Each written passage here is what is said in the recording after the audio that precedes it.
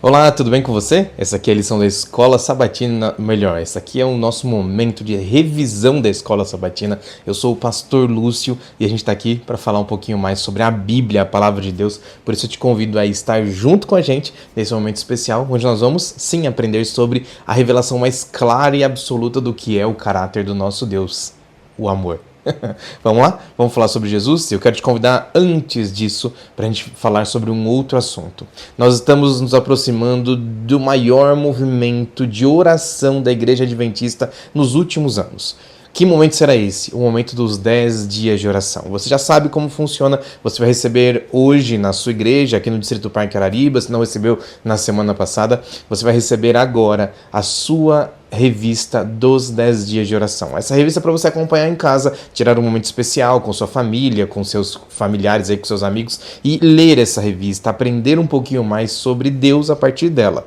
Só que nós também temos um encontro especial e dessa vez nós não vamos estar juntos, reunidos na igreja. Nós combinamos o seguinte: nesta semana dos 10 dias de oração, que começa na quinta-feira, dia 13, eu quero convidar você a estar junto comigo a partir das 5h45 da manhã, exatamente 15 para 6, bem de madrugadinha, para estudar a Bíblia junto comigo aqui desse estúdio. Você não vai poder vir aqui, obviamente, é muita gente, mas eu quero te convidar para você participar junto comigo pela internet. Como?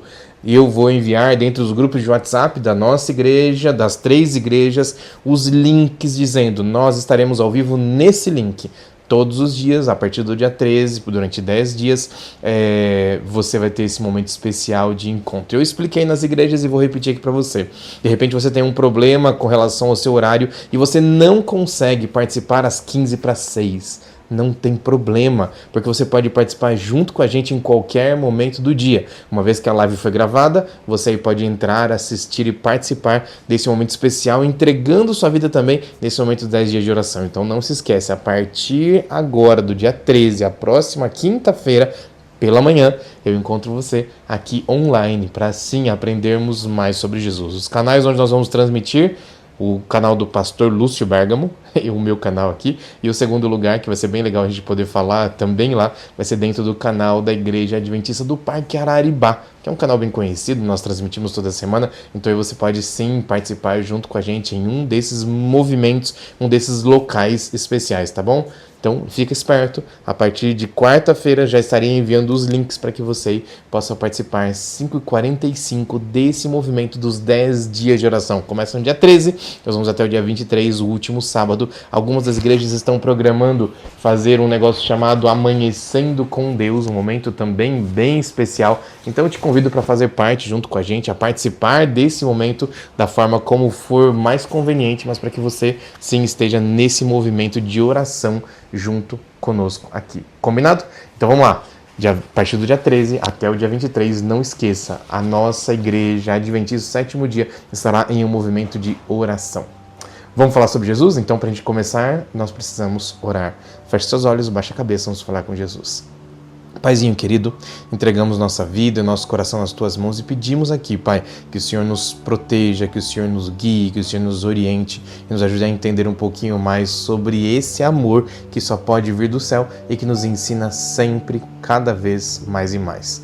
Nesse momento nós entregamos as nossas igrejas, a nossa vida, a nossa família e ajuda, Pai, para que nós aqui possamos compreender um pouquinho mais um passo sobre o amor do Senhor, para que nós possamos estar mais perto de Ti, imitando até mesmo o Seu comportamento.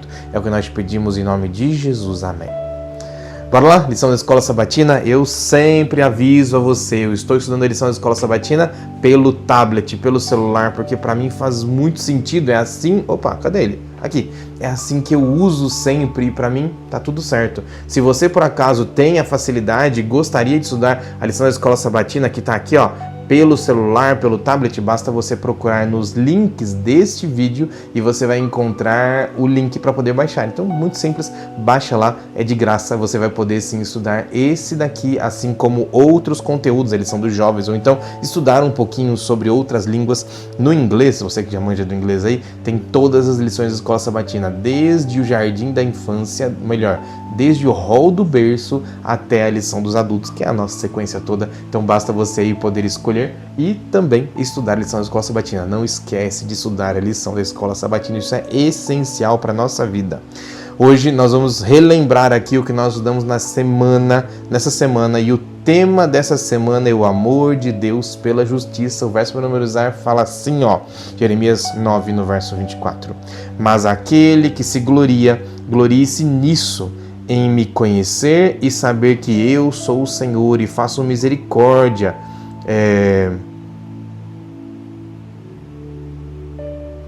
Veio numa linguagem errada aqui, vou ler de novo, peraí. Eu sou o Senhor e faço misericórdia, juízo e justiça na terra, porque destas coisas me agrado, diz o Senhor.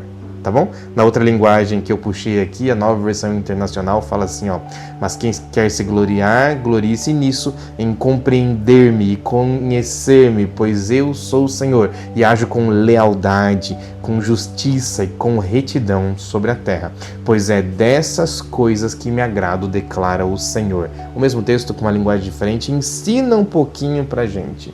Deus ama a justiça. Obviamente, Ele é amor. Ponto. Tá bom?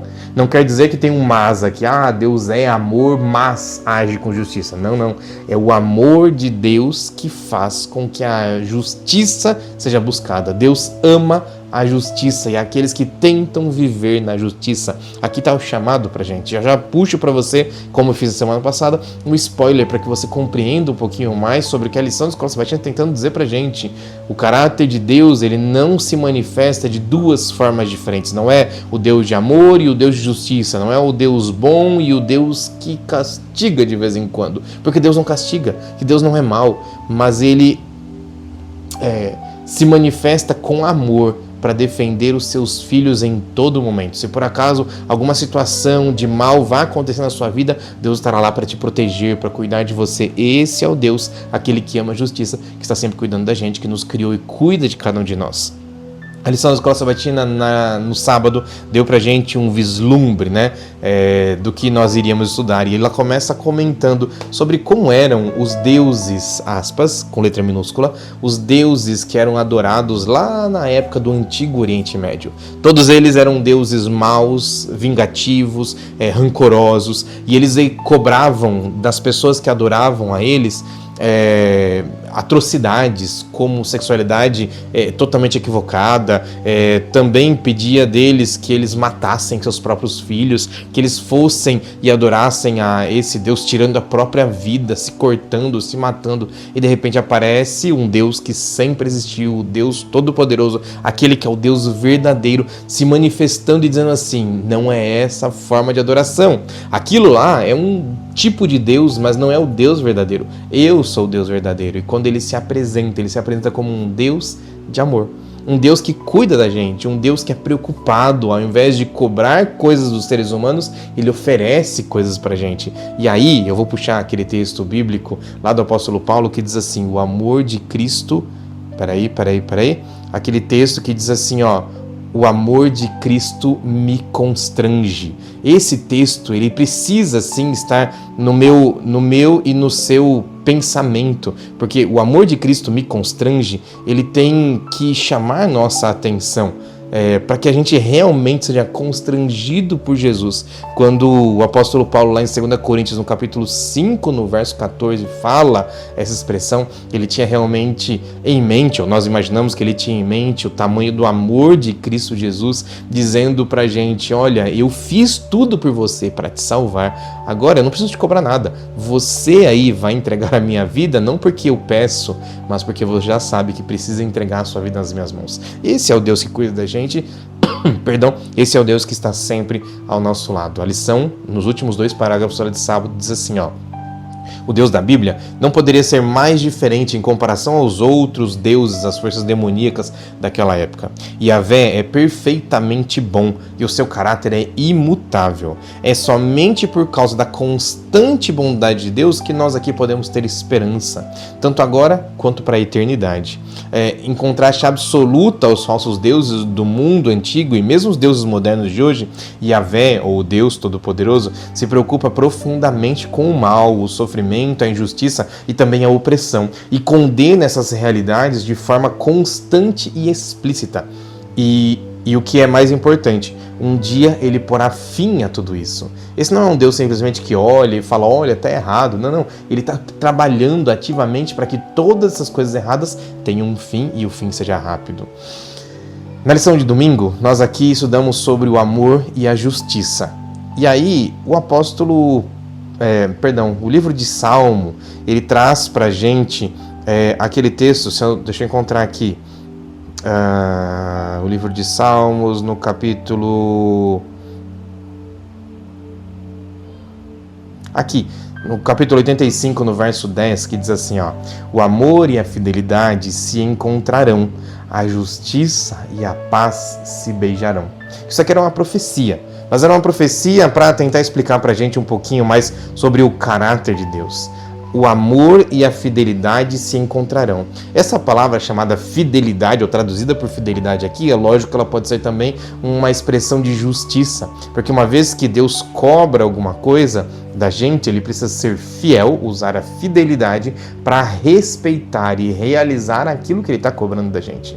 Dessa forma, quando eu leio o texto, o amor e a justiça se encontrarão, a Bíblia está dizendo para a gente que Deus, ele é amor, e ele também é justiça. Apesar de a gente não poder encontrar ou compreender isso de forma muito clara no início de tudo que a gente aprendeu sobre quem é Deus, afinal de contas estamos ainda no Antigo Testamento, nós conseguimos entender que quando Jesus vem à Terra, ele ajunta as duas coisas, se revelando completamente a nós. Deus se revela de várias formas, mas a revelação total e definitiva de quem é Deus, ela é realmente completa em Jesus. E agora quando Jesus vem, ele vem como amor, mas ele também vem como justiça, porque além dele nos amar e se entregar por mim e por você, ele também paga pelo meu e pelo seu pecado. A justiça e a paz se beijaram, quer dizer que os dois andarão juntos para sempre, eles estão se casando, e agora sim, o divino governo, o que Deus gostaria de fazer com a nossa vida, dando pra gente a paz e a harmonia perfeita, ela somente pode andar se na sua vida e se na minha vida também existirem a paz e a justiça, a paz e o amor, a bondade e a misericórdia. Percebe que as duas coisas têm que andar juntas, porque é dessa forma que nós então podemos refletir o caráter de Deus. Se a gente pudesse entender um pouquinho, é claro que a declaração expressa e grandiosa do que é o caráter de Deus para o ser humano, para a nossa compreensão, é o amor. Só que o amor de Deus faz dele também um Deus justo. Presta bem atenção no que eu estou dizendo para você. A justiça de Deus, ela não é um outro lado do caráter dele, mas na verdade é o próprio caráter dele. Porque a justiça de Deus, ela só se manifesta para que o amor dele seja completo. Vou tentar explicar de novo aqui, vamos lá. O amor de Deus é completo. Então, uma vez que Deus tem amor por mim, por você, ele nunca deixa de ter amor, independente das coisas erradas que nós fazemos. Por isso, para pagar pelo pecado que nós aqui cometemos, ele vem e é a justiça. É isso que aconteceu na cruz do Calvário. Ele veio para pagar pela minha e pela sua justiça, para que nós aqui não fôssemos condenados, mas alguém precisava pagar, alguém precisava ser condenado, e é por isso que Jesus morre na cruz do Calvário. Por isso, o amor e a justiça, eles precisam andar juntos, não como um Deus que é bonzinho de vez em quando, ou só para aqueles que fazem coisas boas para ele, e um outro Deus que é mau, que castiga, que traz coisas ruins. Não, é o mesmo Deus Todo-Poderoso que sempre está cuidando da gente e transformando as realidades ao nosso redor para que todos nós possamos ser entregues nas mãos dele. Percebe? Esse Deus é todo-poderoso. Ela tem em alguns trechos dizendo assim, ó, por exemplo, na 1, 2, 3, o quarto parágrafo da lição de domingo diz assim, ó: de fato, a retidão e a justiça são o próprio fundamento do governo de Deus. O divino governo moral de amor é justo e reto, bastante diferente dos governos corruptos desse mundo que muitas vezes perpetuam a injustiça para ganho e poder pessoal. Em Deus, a graça e a verdade se encontraram, a justiça e a paz se beijaram. No último parágrafo, o mesmo autor da lição da Escola Sabatina continua dizendo assim, ó: de todos os aspectos que nós aqui podemos refletir o caráter de Deus, um dos mais importantes, só para a gente poder entender qual é o caráter dele, é o amor. Mas junto com a justiça e a misericórdia, eles precisam sempre andar juntos. O amor de Deus, ele é a própria justiça, e é por isso que ele busca a justiça. Por várias e várias vezes os profetas do Antigo Testamento se apresentaram para dizer: Deus quer ser justo, ele é justo, e se vocês aí não andarem no caminho correto, infelizmente a justiça de Deus vai cair sobre nós. Não que Deus seja mal por isso, mas para poder defender aqueles que estão junto com ele, ele então agiria com amor para cuidar do seu povo. Deixa eu continuar aqui para a lição de segunda-feira.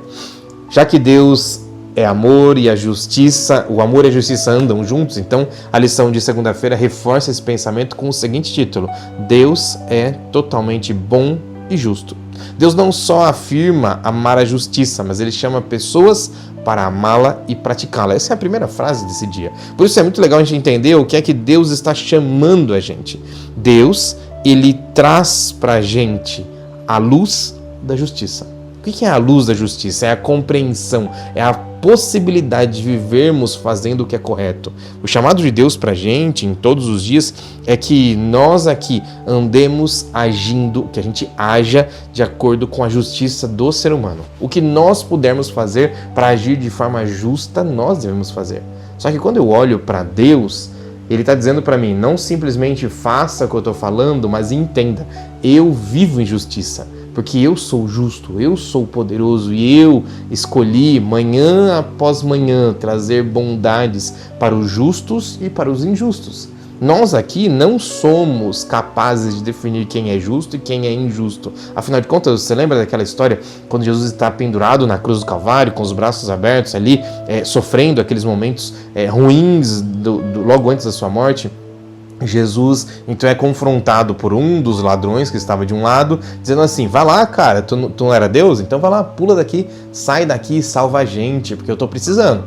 Zoando, fazendo chacota, ele estava ali pendurado na cruz, assim como Jesus.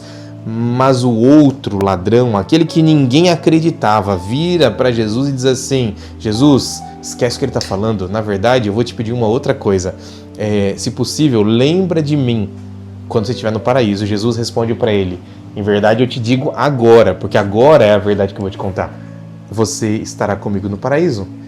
Que tipo de coisa boa essa pessoa fez?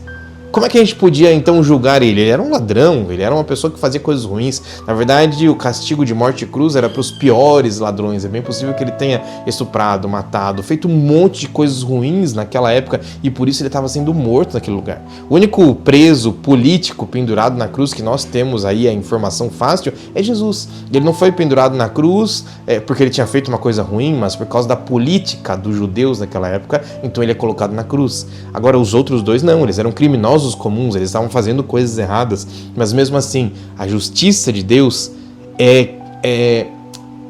o amor de Deus é tão grande que Jesus na cruz, enquanto pagava pelo pecado daquele ladrão, ele promete, pelo amor dele, para aquele ladrão: você vai estar comigo no paraíso. O problema é que nós aqui, muitas vezes, queremos aqui apontar, queremos dizer: olha, essa pessoa é ruim, aquela outra é ruim, elas não merecem o amor de Deus. Mas Jesus continua insistindo pra gente: não é assim que eu julgo, não é assim que eu olho, não é assim que eu vivo, porque eu continuo mostrando para vocês a minha justiça. Interessante mais uma história aqui, não é? Quando a gente vai lá no livro de Êxodo, no capítulo 33, a lição cita aqui pra gente aquela ocasião onde Moisés, ao conversar com Deus durante vários dias lá em cima do Monte Sinai, ele então pede: Deus, deixa eu ver seu rosto, deixa eu descobrir como é que é você. E aí Deus responde para ele assim: tá bom, eu vou te mostrar minha glória. E aí o verso bíblico fala exatamente com essas palavras. Êxodo no capítulo 33, nos versos 18 e 19. Então disse Moisés: peço-te que mostres a tua glória. E então respondeu Jesus: diante de você farei passar toda a minha bondade, e diante de você proclamarei o meu nome, o Senhor. Terei misericórdia de quem eu quiser ter misericórdia, e terei compaixão de quem eu quiser ter compaixão. Olha só esse trecho aqui, presta bem se você entendeu. Atenção aqui, ó, verso 19. E Deus respondeu: diante de você farei passar toda a minha bondade. O que é a glória de Deus? Essa é a pergunta. Porque o que Moisés pede para Deus é que seja mostrada para ele a glória.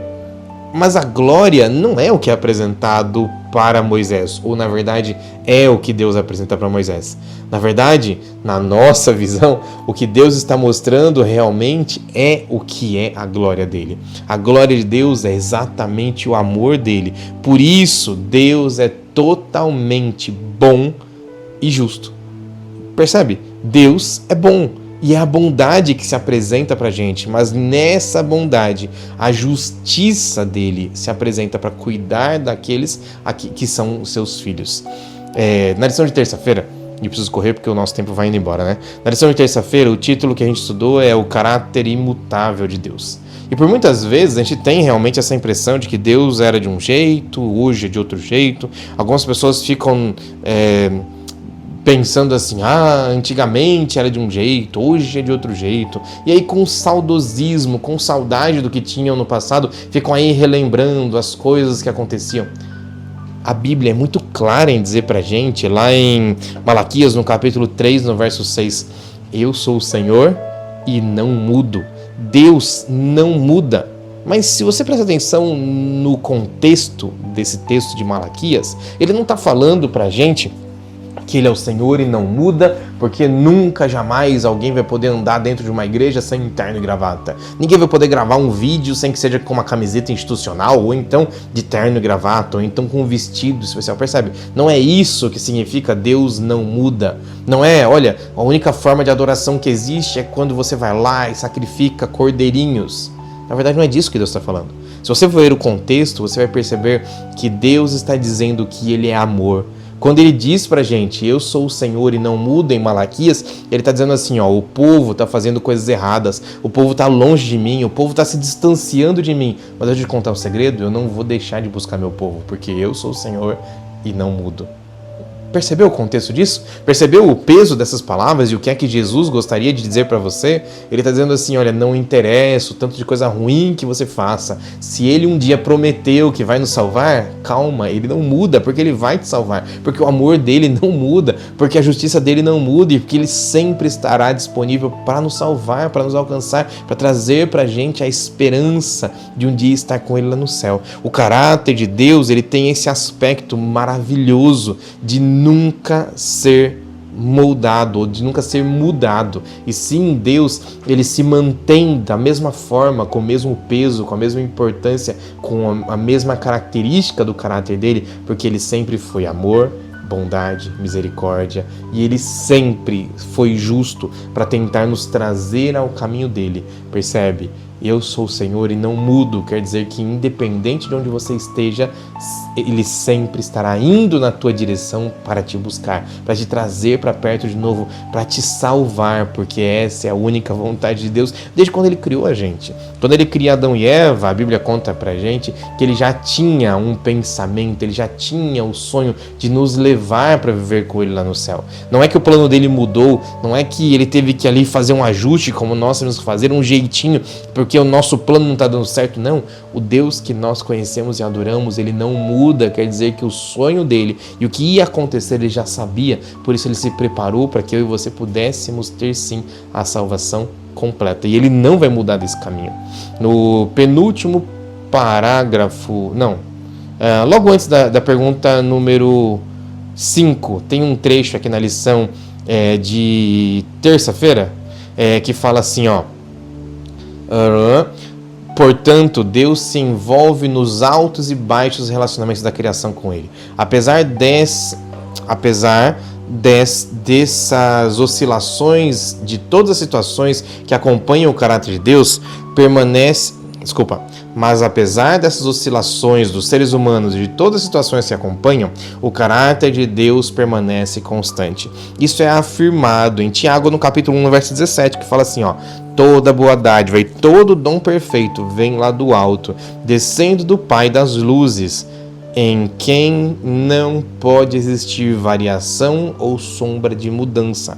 Assim, Deus não é a fonte do mal, mas ele na verdade não se muda, ele não muda o seu propósito para poder te salvar e para poder me salvar. Quando eu vou aqui para os textos, por exemplo, de Timóteo, 2 Timóteo no capítulo 2, verso 13, eu leio o seguinte: se somos infiéis, Deus permanece fiel, pois não pode negar-se a si mesmo.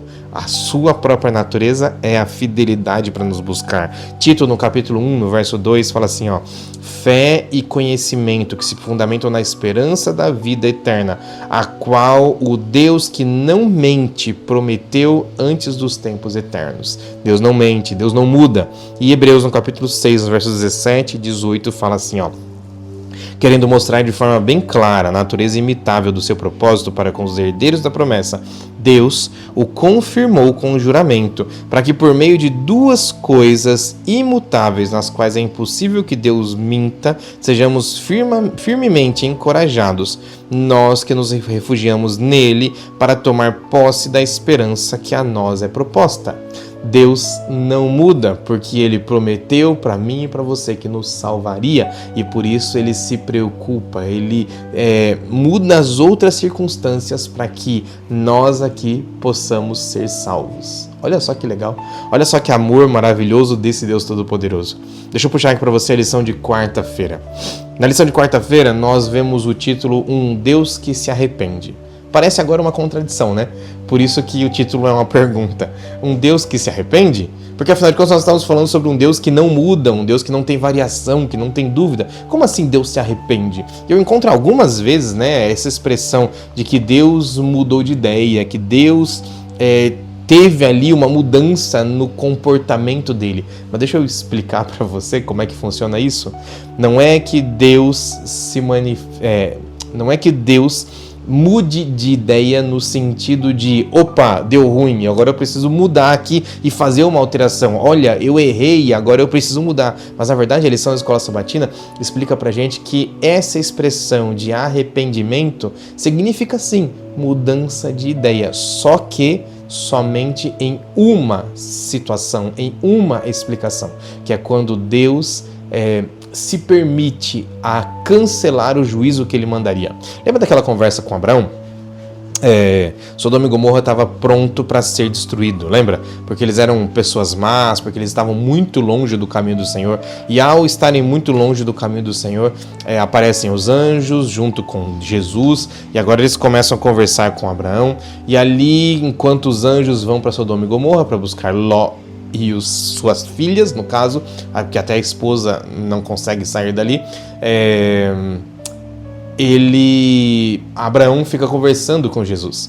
E na conversa, ele sabia que era Deus. Porque ele pergunta assim, Senhor, será que se eu tiver lá dentro,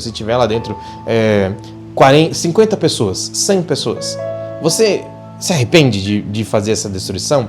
E Deus fala assim, sim, se tiver essa quantidade de pessoas, eu vou me arrepender. Se tiver 40, se tiver 30, e ele vai diminuindo o número a ponto dele não conseguir alcançar um número de pessoas suficientes para que aquela cidade fosse salva.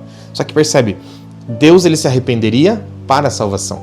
Mas Deus não se arrepende para nos jogar no meio de um lago de escuridão, de maldade, porque esse não é o caráter de Deus. O caráter de Deus é sempre bondade, é sempre amor. Deus é sempre amor.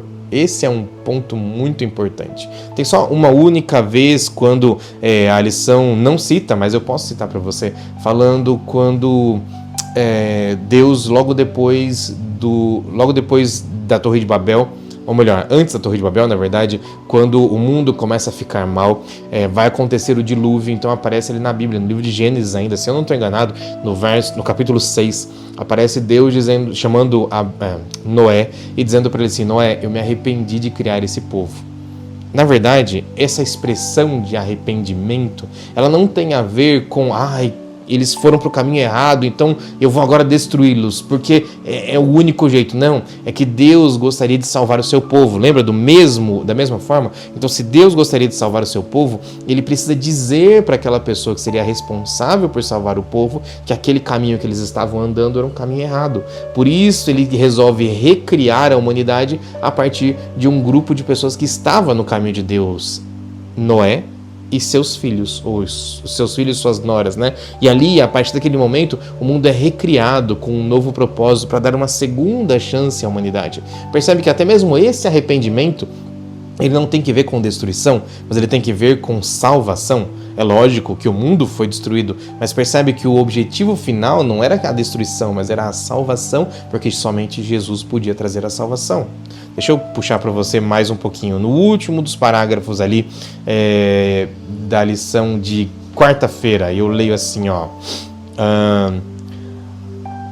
Essa expressão, o Senhor não muda de ideia de forma alguma, transmitem, na verdade, que ele não muda de ideia nem se arrepende como os seres humanos fazem. Assim, de qualquer jeito, fazendo um jeitinho, tentando mudar alguma coisa. O texto continua. Pelo contrário, Deus sempre cumpre as suas promessas e, embora possa voltar atrás diante do arrependimento humano, lembra de Jonas? Quando Jonas vai lá naquela cidade chamada Nínive, ele prega para aquela população e aquela população resolve retornar ao caminho de Deus. Então Deus se arrepende de fazer ali a destruição. Da mesma forma, Deus se arrepende de acordo com a volta do ser humano ao caminho dele. Tá bom? Continuo lendo. Diante do arrependimento humano, ele sempre faz isso de acordo com sua bondade e a palavra que foi dita antes por ele mesmo, ou seja, a sua palavra. Deus muda de ideia sobre juízo em resposta ao arrependimento, porque o seu caráter é bom e amoroso. Percebe? Esse Deus é realmente maravilhoso. E eu volto agora para quinta-feira, o último dos dias, e nesse dia nós temos, na verdade, um chamado.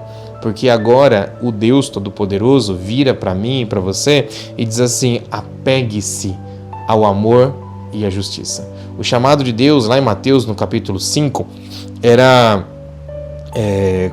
Jesus falando para aquelas pessoas que estavam ali a forma como eles deveriam proceder. E agora eu vou ler com você Mateus 5, nos versos 43 até 48, para você poder entender um pouquinho o que é que Jesus gostaria para minha e para tua vida, já que nós entendemos um pouquinho mais sobre Deus ser amor e justiça ao mesmo tempo, ou melhor, o quanto ele ama a justiça. Percebe? Vamos lá. Mateus 5, 43 a 48, na minha Bíblia, que está aqui no tablet, eu leio assim, ó. Vocês ouviram o que foi dito: ame o seu próximo e odeie o seu inimigo. Mas eu digo para vocês: amem os seus inimigos e orem por aqueles que os perseguem, para que vocês venham a ser filhos do seu Pai que está nos céus, porque ele faz raiar o seu sol sobre maus e bons, e derrama a chuva sobre justos e injustos. Se vocês amarem aqueles que os amam, que recompensa vocês receberão? Até os publicanos fazem isso. Aquelas pessoas que eram falsos, né? Os publicanos. Até os publicanos fazem isso. E se saudarem apenas os seus irmãos, o que é que vocês estão fazendo a mais? Até os pagãos, aqueles que não acreditam no Deus Poderoso, fazem isso. Portanto, verso 48, sejam perfeitos como é perfeito o Pai Celestial de vocês. O que é a perfeição que Jesus está cobrando aqui dos discípulos? Ele não está falando sobre perfeição no sentido de vamos fazer tudo correto e vamos parar de pecar. Vamos aqui porque nós temos força para nos corrigir e nunca mais fazer o que é errado. Não é isso que é a perfeição que Deus está dizendo aqui. A perfeição que ele está colocando como ponto principal dentro do caráter dele, dentro do reino de Deus, é que eu e você vivamos em amor, trazendo as pessoas para conhecerem o que é o amor, porque afinal de contas o caráter dele é o amor. A justiça, ela provém disso. E todos os outros atributos que nós conhecemos de Deus, eles provêm do amor do Deus Todo-Poderoso. Por isso eu volto, porque Jesus está dizendo assim: se vocês querem ser conhecidos como meus filhos, amem-se uns aos outros. Mas não é qualquer outro, não é qualquer pessoa que você precisa amar. Não, você tem que amar aqueles que não amam vocês. Aqueles que se apresentam como pessoas que atrapalham até mesmo o seu caminho com relação ao cristianismo. Por isso é tão importante que nós aqui tenhamos nosso caráter modificado, moldado por Jesus, porque a transformação que Jesus quer fazer no coração da gente, só Ele pode fazer. E é por isso que Jesus tem o sonho de transformar-nos, de nos fazer pessoas melhores a cada dia. Não simplesmente para sermos melhores e batermos no peito dizendo eu sou, eu tenho, eu posso. É para que nós sejamos perfeitos. E a perfeição que Deus cobra da gente, volta lá no começo, é o amor.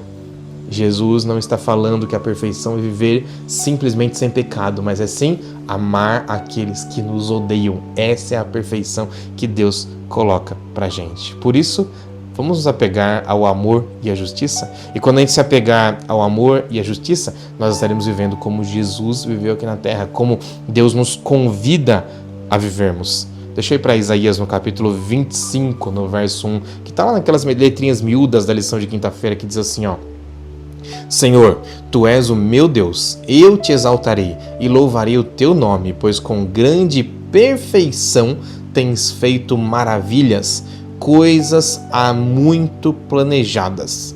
Que tipo de perfeição é essa? É o amor dele. O amor que Deus planejou para que... Melhor, o amor é colocado em prática quando Deus planeja construir esse mundo, esse planeta, os astros, a atmosfera que nós vivemos e tudo o resto, para que nós aqui pudéssemos ter um encontro com Ele quando Ele viesse na cruz do Calvário. O chamado de Jesus é para que você aceite entregar a sua vida nas mãos do Senhor. Por último, a lição de sexta-feira puxa pra gente de novo, agora um texto de Ellen White no livro Caminho a Cristo, na página 7, se eu não estou enganado, dizendo assim, ó, falando sobre Moisés, quando ele vê a Jesus passando pela frente da montanha, e ali ele vê a bondade de Deus. O texto diz assim, ó, a bondade, ou melhor, essa é a sua glória. O Senhor é Deus, é compassivo e bondoso, tardio em irar-se e grande em misericórdia e também em fidelidade. E guarda a misericórdia em 1000 gerações, porque tem prazer na misericórdia. Percebe? O Deus Todo-Poderoso não é um Deus de maldade, não é um Deus que pesa sobre nós, mas é um Deus que nos ama e cuida da gente. Que Deus abençoe você aí do outro lado, entenda esse amor e viva esse amor às outras pessoas também.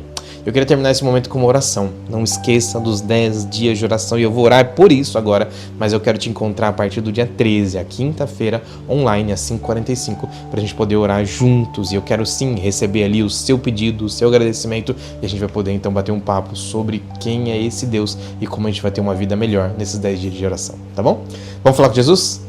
Paizinho querido, muito obrigado por mais um dia de ensinamento, por mais alguma coisa que o Senhor nos ensinou e muito obrigado porque o Senhor é bondoso, é maravilhoso e que a sua bondade dura para sempre em nós, Pai. Cuida de nós, nos abençoa, ajuda para que os seus atos sejam a representação dos nossos atos aqui, para que nós possamos imitar ao Senhor na bondade, na perfeição que o Senhor um dia planejou para a gente. Cuida de nós, te pedimos isso tudo em nome de Jesus. Amém. Um abraço para você. Tchau, tchau.